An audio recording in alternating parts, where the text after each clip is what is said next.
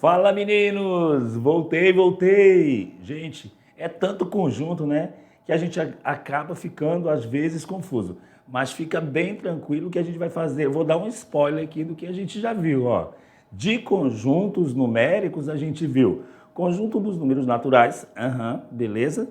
Conjunto dos números inteiros, conjunto dos números racionais, beleza? E na última aula a gente viu o conjunto dos números reais e irracionais, beleza? Beleza? Ah, não viu aí, não entendeu ainda o que que é? Tem dúvidas sobre os conjuntos numéricos? Então vamos acabar com essa dúvida agora, porque na telinha a gente vai fazer uma revisão. Na nossa aula 15.2, conjuntos numéricos na sua parte 4. Vamos fazer uma revisão e nada melhor do que a gente ver isso. Olha só, num diagrama. O diagrama de Venn, podemos dizer assim, né, que são diagramas circulares. O diagrama de Venn, a gente teve essa aula, mas o que interessa para a gente está aqui na nossa telinha, que são os conjuntos numéricos. Então, vamos relembrar aqui de todos eles. Acabei de falar aqui sobre... o primeiro conjunto que a gente viu foi o conjunto dos números naturais. Então, aqui todos representados bonitinho. 0, 1, 2, 3, 4, 5, não tem fim. Beleza, beleza. Conjunto dos números naturais representado pela letra N. Mas a gente percebe aqui, olha, que a gente tem o conjunto Z, que são o conjunto dos números inteiros. Você percebe que os naturais também pertencem ao conjunto dos números inteiros. Viu? Por quê? Porque ele é um subconjunto dos números inteiros. Ok, beleza. Agora, aqui fora, a gente também tem outro conjunto, que é o conjunto dos números racionais, representado pela letra Q. Esse está mais fresquinho na nossa memória, que a gente viu aqui, que são aqueles números que podem ser representados na forma de fração. São as frações, são as dízimas periódicas, beleza? Não pode esquecer o que é dízima periódica. E você pode perceber aqui, olha para cá, galera. Você consegue enxergar isso? Eu consigo enxergar que no conjunto Q estão, dentro do conjunto Q, que são os racionais, está o conjunto dos números inteiros e o conjunto dos números naturais. Então, qualquer número natural e qualquer número inteiro pertence aos racionais? Sim, galera, porque ele pertence, ele é um subconjunto dos racionais, os naturais e os inteiros. Certinho, certinho, certinho. E por último, na nossa última aula, a gente viu o conjunto dos números. Isso mesmo, o conjunto dos números irracionais e o conjunto dos números dos reais. Os reais, representado pela letra R, beleza. Esse aqui é o que manda aqui na parada. Por quê? Porque todos são subconjunto dos reais. Certo? Beleza, beleza, beleza. Gente, olha só. Dentro dos reais está quem? Está os irracionais que a gente viu na aula anterior, que são aqueles números. Quais foram os números que a gente viu que pertencem aos irracionais? Isso mesmo, são as raízes quadradas, as raízes não exatas. Elas pertencem ao conjunto dos reais. Está aqui, ó, por exemplo, a raiz quadrada de 3. A gente viu também dessa letrinha grega, é o π, que é um número que não tem fim depois da vírgula. É uma dízima não periódica. Gente, ó, dízima não periódica. Por quê? Porque é uma coisa que não se repete depois da vírgula, é aleatório.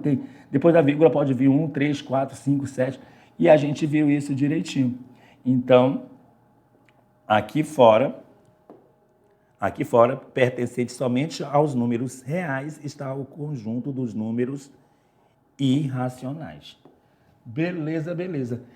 Então, aqui a gente também, na última aula, a gente falou aqui Olha só, rapidinho aqui, a gente falou aqui sobre os números reais e irracionais, mas a gente também falou, deu uma palhinha sobre circunferência.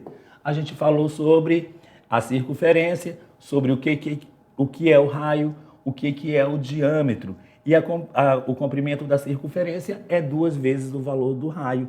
A gente viu isso tranquilo, tranquilo. Gente, feito isso, agora é com você.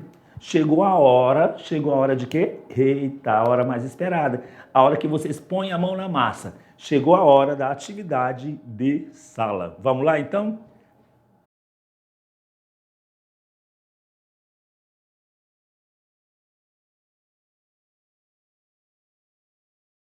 E já voltamos, já voltamos. Fizeram tudo? Tá tudo certinho aí? Beleza? Então vamos conferir. Então vamos conferir se você fez certinho. Então chegou a hora de a gente tirar as dúvidas. Tirar dúvida na resolução das atividades de sala. Primeira questão. Rapidinho aqui. Olha só, a primeira questão a gente tem uma pergunta, tem uma tabelinha e a gente quer saber se a gente quer verificar, a gente vai verificar a tabela abaixo e vai ver quantos números pertencem ao conjunto dos números irracionais. Vamos ver aqui? Olha só. O número 3,5 é um número decimal exato. O decimal exato pertence a que conjunto? Isso mesmo, pertence ao conjunto que, galera? Aos números racionais. O número 36, raiz quadrada de 36 é igual a quanto? Igual a 6. E 6 pertence a que conjunto? Isso mesmo, ao conjunto dos números naturais. Pertence aos racionais também, pertence aos reais. Beleza, então não pode ser irracional. Raiz quadrada de 120, o próximo número que a gente tem aqui não é exato. Não tem raiz quadrada exata do número 120. Então aqui sim eu posso classificar ele como irracional. No outro número, a gente tem uma dízima não periódica. Por quê? Porque depois da vírgula, 1, 2, 3, 4, 5, 6, eu estou vendo que não tem uma repetitividade aqui. Então, isso aqui também é irracional. Beleza? Ao contrário do próximo número, eu estou vendo que depois da vírgula, depois da parte inteira, 5,12, 12, 12, esse 12, ou então 120, não, é 12, 12, 12, 12, é um período, é um cara que está se repetindo depois da vírgula. Então, aqui é uma dízima periódica, e dízima periódica pertence ao conjunto dos números racionais. 7,0, 7 dividido por 0 é igual a 0, e 0 pertence aos racionais, que pertence aos inteiros, que pertence aos naturais. Vou colocar aqui os naturais. Mas eu poderia colocar até reais aqui para o 0. 18 sobre 5 é um número fracionário e fração pertence ao conjunto que. Beleza, beleza. E aqui o que me interessa aqui são os irracionais. Então aqui que o π é uma letra grega para representar isso mesmo, 3,14, e aí depois do 14 não tem repetitividade, não tem período, então é irracional. Isso aqui não existe, Isso aqui não existe nem nos números reais, raiz quadrada de 25, menos 25, não existe, por quê? Porque a gente vai ver em outra aula, lá no terceiro ano, um outro conjunto que eu não vou falar agora, beleza? Para não confundir vocês aí. Mas a gente tem por último aqui uma fração mista. E a fração mista pertence ao conjunto Q, que são os racionais. Então o que é que a gente tem aqui como resposta? Vou circular aqui, racional, a gente... de novo. Então a gente tem quantos números irracionais? Isso mesmo, galera, 3. Então letra C. Letra C de certeza, que legal. Muito fácil, fazer essa verificação. De preto, não. De preto, não. Vamos fazer de verdinho. Foi no preto sem querer, mas agora a gente faz o verdinho para dar um check aí na questão número 1. Questão número 2. Aqui a gente vai identificar os decimais. A seguir, como decimal exato, decimal infinito periódico e decimal infinito não periódico. Vou colocar umas siglas para a gente não escrever tudo isso. O decimal exato, eu vou colocar DE. O infinito, a dízima, o decimal infinito periódico, eu vou colocar DIP. E o decimal infinito não periódico, eu vou fazer decimal exato de... Tirar esse marca-texto aqui, eu vou colocar a canetinha. Deixa eu apagar aqui. Rapidinho aqui. Aqui a gente tem decimal exato de... O decimal infinito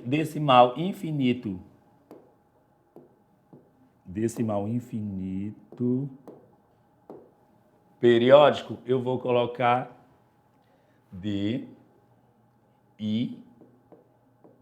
decimal infinito periódico. E o outro eu vou colocar decimal infinito não periódico, DINP.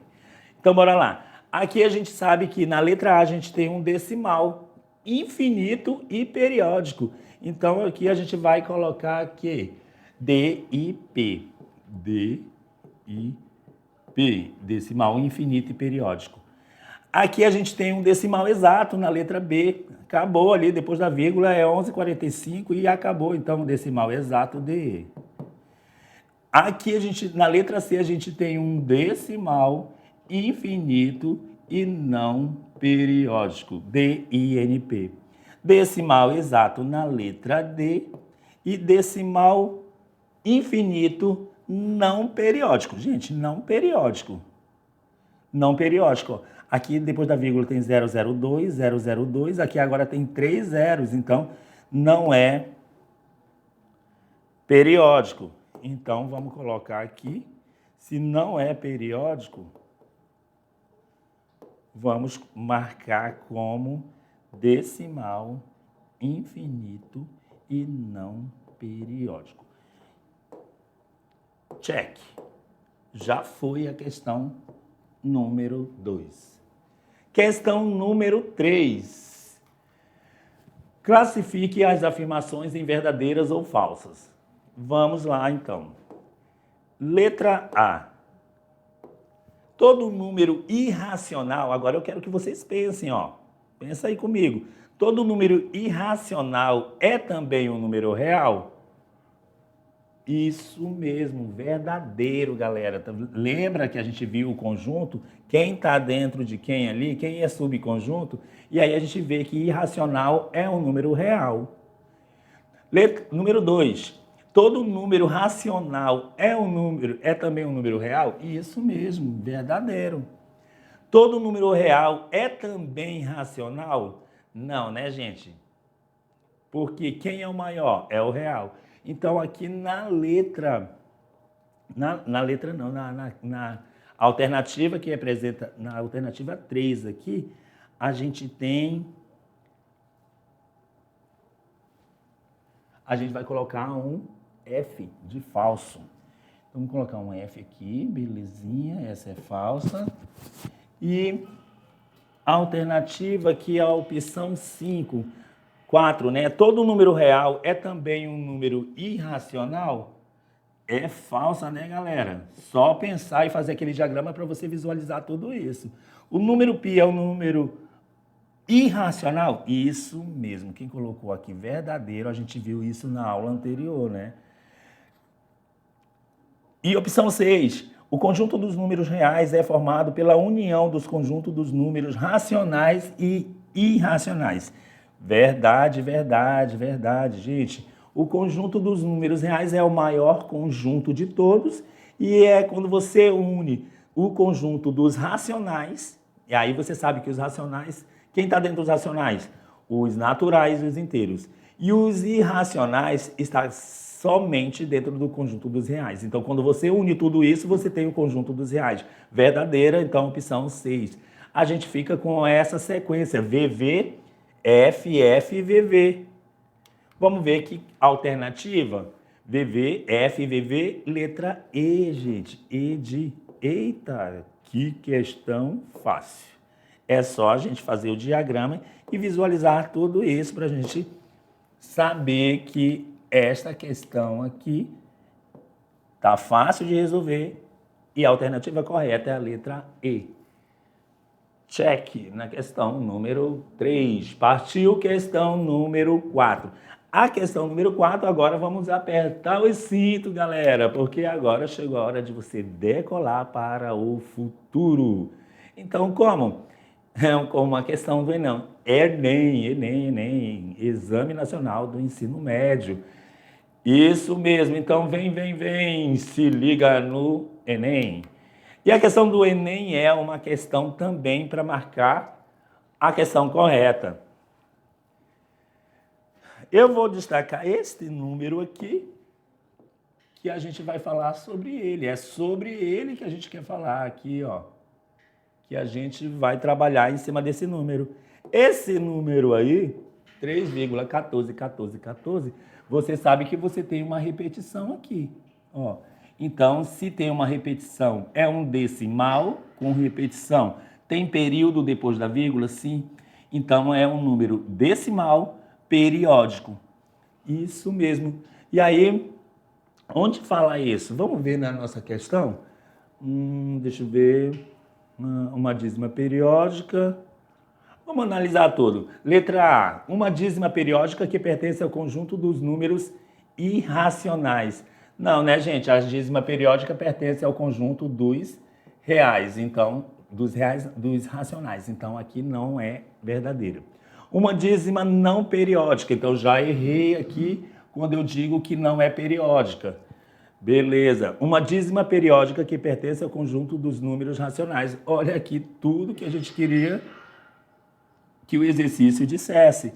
É uma dízima periódica e, com certeza, pertence ao conjunto dos números racionais, representado pela letra Q. Nesse conjunto estão todas as frações e todos os números decimais. Então, vou marcar a letra C, galera, de certeza. Certeza que essa é a resposta correta. Então, nem vou analisar as outras duas. Porque na letra dele diz que não é periódica. Não é periódica, então já errei aqui. É uma dízima periódica que não pertence ao conjunto dos números reais. Então já errei por quê? Porque todos os conjuntos pertencem ao conjunto dos números reais, que é o maior de todos. Então analisamos tudo. Feito isso, a gente vai encerrar, mas antes de encerrar, a gente vai dar aquela resposta, né? Do nosso Brincando com os Números. Isso mesmo, chegou a hora de você matar. Tem isso. Vamos ver qual é? Então, na telinha, vamos lá ver? É um teste de raciocínio. Em uma gaveta existem 10 meias amarelas e 10 azuis. Comigo aqui. 10 amarelas e 10 azuis. E eu quero saber quantas você tem que pegar para obter, com certeza, um par de cor idêntica. Pensa, já teve? Já teve o seu tempo de pensar, né? Agora é a resposta? Nossa resposta aí, olha, gente, são 10 meias amarelas e 10 azuis. Quantas você tem que pegar para obter, com certeza, um par de cor idêntica? Resposta na telinha. 3 meias. Por que 3 meias? Está aqui nossa resposta. Na pior das hipóteses, você terá obtido nas primeiras 2 vezes uma meia preta e outra branca. E na terceira, é certo que você retirará uma meia que forme um par com uma das anteriores, ou preta ou branca. Isso mesmo, quem respondeu aí 3 meias, acertou. E aqui, por aqui a gente vai ficando. Vamos ficar por aqui? Vamos ficar por aqui e a gente volta aí na próxima aula